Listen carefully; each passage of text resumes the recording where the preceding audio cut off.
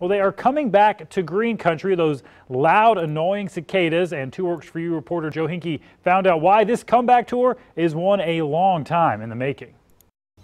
Well, back in 1998, the very last episode of Seinfeld aired right here on KJRH. Bill Clinton was still president, and the cicadas, which are finding their way to the surface right now, were just born. Spend time outside and you can already hear them, including just outside Jerry Bowen's office at Rogers State University in Claremore. Their life cycle as adults will last up to about 4 weeks. They might not last long, but it is long enough for them to reproduce, and before dying, each adult can lay hundreds of eggs. Now, shortly after being born, the cicadas usually fall to the ground, where they then burrow themselves several inches here beneath the surface. And now, after 17 years of waiting, you can hear them coming out in very large numbers. The cicadas coming out right now are known as periodical cicadas. So they emerge once every 17 years, in theory.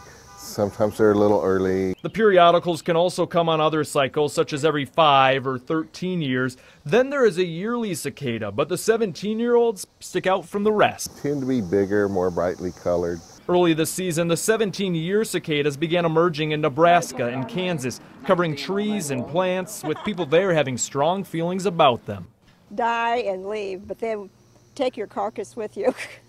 Back here in green country, our recent heavy rainfalls and flooding might be slowing down the cicadas from emerging, but do not fear, they will still come. They're going to come out and do their thing, but if it's depending on how wet it was in particular areas, it could potentially be wet enough to change maybe some of the numbers.